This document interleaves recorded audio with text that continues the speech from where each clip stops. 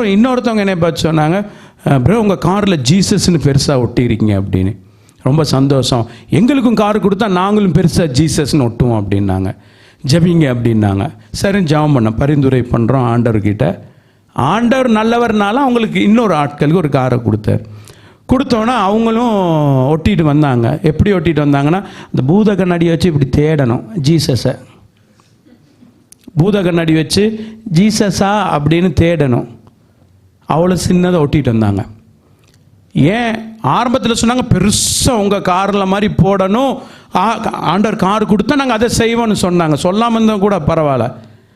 ஆண்டவர் கொடுத்ததுக்கு அப்புறம் சின்னதாக போடு. ஏன் பிரதர் சின்னதாக போட்டிருக்கேன்னு கேட்டால், அல்ல அது வந்து ஒரு மாதிரி இருக்கும் அப்படின்னு. எப்படி இருக்கும்? ஒரு மாதிரி இருக்குமா? ஜீசஸ்ன்னு பெருசாக போட்டால் ஒரு மாதிரி இருக்குமா? அப்போ நான் நினச்சேன், இந்த கொஞ்சம் நீங்கள் முன்னால் சொல்லியிருந்தீங்கன்னா நல்லா இருந்திருக்குமே, அந்த ஒரு மாதிரியெல்லாம் இருந்திருக்காதே அப்படின்னு. பார்த்தீங்கன்னா ஒரு மாதிரி இருக்கா. என்னது? ஜீசஸோட நாமத்தை போடுறது. ஏன் அவங்க புரிஞ்சுக்கிட்டது அவ்வளோதான். நான் சொல்கிறேன், காரை வாங்கி கொடுத்தது யார்? ஜீசஸ். காருக்கு ஓனர் யார்? ஜீசஸ். காருக்கு பணம் கொடுத்தது யார்? ஜீசஸ். ஒருவேளை டியூ போட்டு வாங்கி அந்த டியூவை கட்ட போகிறது யார்? ஜீசஸ். அப்போ அவரோட கார் தானே. அவர் காரில் அவர் பேரை போடுறதுல நம்மளுக்கு என்ன ஒரு மாதிரி? நிறைய ஊழியக்காரங்களும் என்னை பார்த்து கேட்பாங்க, இவ்வளோ பெருசாக போட்டிருக்கீங்க, ஒரு மாதிரி இல்லையா அப்படின்னு. ஏன்னா அப்படி கேட்டாலே நான் ஒரு மாதிரி ஆகிடுவேன், எனக்கு கோவம் வந்துடும். என்னடா ஒரு மாதிரிங்கிறீங்க அப்படின்னு. அப்படி தான் ஒரு நாள் தேவாலயத்தில் நான் கீழே இறங்கி வர்றேன். வரும்போது ஏதோ பிரச்சனை போல் ஒருத்தர் ஓடி வர்றாரு, ஒரு ஊழியர். நான் கிட்ட என்ன அப்படின்னோடனே, பிரதர் உங்களை தான் பார்க்க வந்தேன். என்ன அப்படின்னோடனே, இல்லை ஏதோ பிரச்சனை, அந்த இதெல்லாம் இந்து முன்னணி அப்படிலாம். சரி அதனால எனக்கு என்ன அப்படின்னோடனே, இல்லை நீங்கள் வேறு உங்கள் காரில் பெருசாக ஜீசஸ்ன்னு போட்டிருக்கீங்களே, உங்கள் காருக்கு எதுவும் பண்ணிட்டாங்களா அப்படின்னு. யார்? ஒரு ஊழியக்காரர் என்னை பார்த்து சொல்கிறாரு. அப்போ தான் நான் கேட்டேன், ஏன் பிரதர் அப்படி கேட்குறீங்க, உங்கள் விசுவாசம் எங்கே அப்படின்னு. பைபிளில் வேதத்தில் எழுதப்பட்டிருக்கு, ஒரு தேவதூதன் 1,85,000 பேர்களை இப்படி சொல்ல முன்னால் கொன்று போட்டுருவாங்க. என்னையை சுற்றிலும் 4 தேவதூதர்கள், எங்கள் ஆண்டவர் கொடுத்த காரை சுற்றிலும் 4 தேவதூதர்கள் இருக்கிறாங்க. கிட்டத்தட்ட 8 லட்சம் மக்கள் எனக்கு பாதுகாப்பு. ஒரு சிஎம் கூட இருக்காது, பிரைம் மினிஸ்டருக்கு கூட இருக்காது, அமெரிக்கன் பிரசிடெண்ட்டுக்கு கூட அந்த பாதுகாப்பு இருக்காது. ஆனால் தேவனுடைய உண்மையான ஊழியக்காரனுக்கு அவ்வளோ பெரிய பாதுகாப்பு இருக்கும். ஹல்லேலூயா. அவருடைய அனுமதி இல்லாமல் ஒரு தூசு கூட எங்கள் மேலே படாது. ஹல்லேலூயா. அந்த விசுவாசம் வரணும். அப்போ பாருங்கள், ஒரு ஊழியக்காரனை பற்றி கேட்குறேன், அவர் விசுவாசம் அவ்வளோதான். ஒரு சிலர் கேட்பாங்க, வந்து பெரிய ஊழியக்காரன் நம்ம பார்த்துருக்கேன், சிரிப்பாங்க அப்படி பார்த்து, ஓ ஜெய்சனோட காரை பார்த்தாலே தெரியும் அப்படின்னு. ஆனால் அவங்க நல்லா என்னை விட பெரிய காரெலாம் வச்சுருப்பாங்க. பரவாயில்ல அப்படின்னு. ஏன்? அது டீசெண்டாக இருக்காதான். எது? ஜீசஸ்ன்னு ஒட்டுறது டீசெண்டாக இருக்காதான். ஜீசஸ் கம்மிங் சொன்னப்போ டீசெண்டாக இருக்காதான்.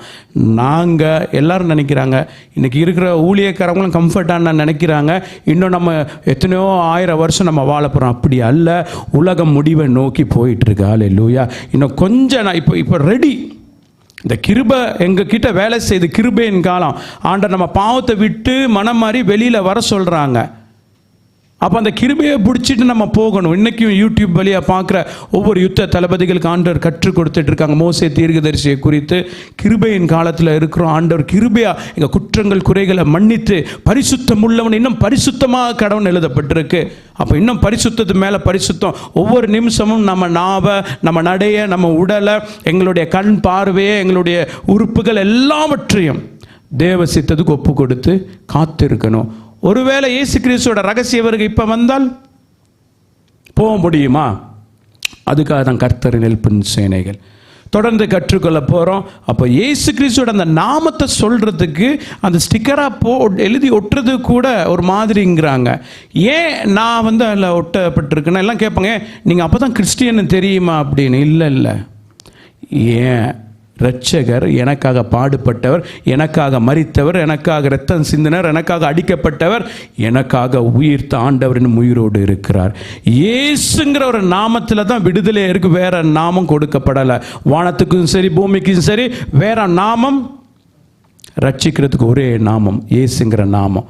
அந்த இயேசுவை ஒட்டி இருக்கும்போது கிறிஸ்தவர்களுக்கு ஒரு மாதிரி இருக்குது. அது ஒரு மாதிரி கிறிஸ்தவர்கள்.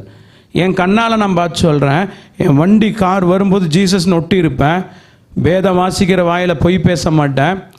எனக்கு தெரிஞ்ச எத்தனையோ தெரியாதவங்க ரோட்லேயும் போகும்போது பார்த்திங்கன்னா அப்படி இந்து மக்கள் அப்படி கும்பிடுவாங்க.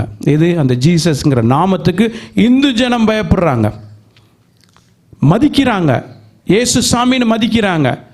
என் கார் போகிற நேரம் ஒரு பிராமணர் அவர் வந்து பார்த்துட்டு இப்படின்னு போகிறாரு, சிரிச்ச முகமாக போகிறாங்க. என்கிட்ட சொல்லியே நான் கேள்விப்பட்டிருக்கேன். கரெக்டாக அப்படி போகிற நேரம் அந்த கார் வரும்போது ஜீசஸ்ன்னு பார்க்கணா, அப்போ தான் ஒரு நல்ல காரியத்துக்கு போகிறேன். அப்படி அந்த இயேசு சாமி பேரை பார்த்தோன்னே சக்ஸஸ். யார் சொல்கிறா? இந்து ஜனங்கள் சொல்கிறாங்க. ஆனால் ஒரு மாதிரி கிறிஸ்தவர்கள்னு சொல்கிறாங்க, அது பேரப்பட்ட ஒரு மாதிரி இருக்குது. அதை நம்ம திருத்தி கொள்ளணும். ஏன்னா கம்ஃபர்ட் ஆகிட்டனால அப்படி. அப்போது ஃபஸ்ட்டு எனக்கு ஆண்டவர் வந்து ஒரு நாணவ கார் வாங்கி கொடுத்தாங்க. அந்த நாணவ காரில் நான் ஜீசஸ்னு பெருசாக ஒட்டியிருந்தேன். அதை பார்த்துட்டு ஒருத்தர் என்னை பற்றி கிண்டலாக கேட்டார், இந்த கார் 1 லட்ச ரூபா கார் தானே, அதனால நான் நாணவன்னு ஒட்டியிருக்கேன். நான் வாங்கும்போது அது 2 லட்சம் மேலே வந்துட்டு 260க்கு அதுக்கு வாங்கணும், ஆண்டவர் வாங்கி கொடுத்தார். அப்போ அவங்க என்னென்னா ஒரு சின்ன காரை, விலை குறைவான காரை வாங்கி கொடுத்தனால ஜீசஸ்னு ஒரு பெருசாக ஒட்டி இருக்கார் அப்படின்னு. அப்போ நான் அவருக்கு சொன்னேன், ஆண்டவர் எனக்கு பென்ஸ் கார் வாங்கி கொடுத்தாலும் அதில் ஜீசஸ்னு பெருசாக ஒட்டுவேன். ஏன்னா அதுதான் அந்த காரோட ஓனரே அவர் தான் அப்படின்னு. ஏன்னா அந்த ஜீசஸ்ன்னு ஏன் ஒட்டுறோன்னா, இன்றைக்கி எனக்கு தெரிஞ்ச ரோட்டில் எத்தனையோ பேர் போராட்டத்தில் பிரச்சனை மத்தியில் தான் ஜனங்கள் வெளியில் சொல்ல மாட்டாங்க, பார்த்தா தெரியாது, நல்லா டிப்டாப்பாக ட்ரெஸ் பண்ணியிருப்பாங்க. ஆனால் போராட்டத்தின் பிரச்சனைகள் மத்தியில் தான் ரோட்டில் அனுதினம் நடந்து போயிட்டுருக்காங்க. அந்த ஜீசஸ்ன்னு அந்த பேரை அந்த வண்டியில் பார்க்கும்போது அவங்களுக்கு ஒரு சந்தோஷம் உண்டாகும். ஒரு வேளை போராட்டத்தில் போயிட்டு இருப்பாங்க, சரீரத்தில் பலவீனம், நான் என்ன செய்ய போகிறேன் அப்படின்னு. டாக்டர் வர சொல்லிட்டாரு, இப்படி இருக்கு அப்படி இருக்குன்னு. ஆனால் அந்த ஜீசஸ்ன்னு திடீர்னு அந்த வண்டியில் பார்க்கும்போது அவங்களுக்குள்ள ஒரு புது பலன் வரும். அவங்க அந்த உச்சரிக்கிறாங்க பாருங்கள், இயேசு அப்படின்னு சொல்லும்போது அது ஒரு பலனை கொண்டு வந்துடும். டாக்டர்கிட்ட போக வேண்டிய அவசியமே இல்லை, வியாதியிலேருந்து அவங்களுக்கு விடுதலை. ஹல்லேலூயா. அதேமாதிரி போராட்டத்தில், பிரச்சனையில், கடன் பிரச்சனையில் சிலர் போயிட்டு இருப்பாங்க, என்ன பண்ணுறேன்னே தெரியாதே, வியாபாரத்தில் தோல்வி, என்ன செய்கிறேன்னே எனக்கு தெரியலே, எல்லா நம்பிக்கையும் இழந்து சூசைடுக்கு போயிடலான்னு ரோட்டில் நடந்து போயிட்டு இருப்பாங்க, நம்மளுக்கு தெரியாது. அந்த மாதிரி நேரத்தில் போகிற நேரம் ஜீசஸ்ன்னு பார்த்தோன்னா அவங்களுக்கு ஒரு நம்பிக்கை வரும். ஹல்லேலூயா, கண்டிப்பாக நான் ஜெயிப்பேன் அப்படின்னு. அதில் நிறைய விஷயம் இருக்குது உள்ள. ஜீசஸ் கம்மிங் சூன்னு பின்னால் போட்டிருக்கும்போது அதுக்கும் அர்த்தம் இருக்குது. இயேசுவை சீக்கிரமாய் வரப்போகிறார். உண்மையான கிறிஸ்தவர்கள் பார்க்கும்போது சந்தோஷம் அடைவாங்க.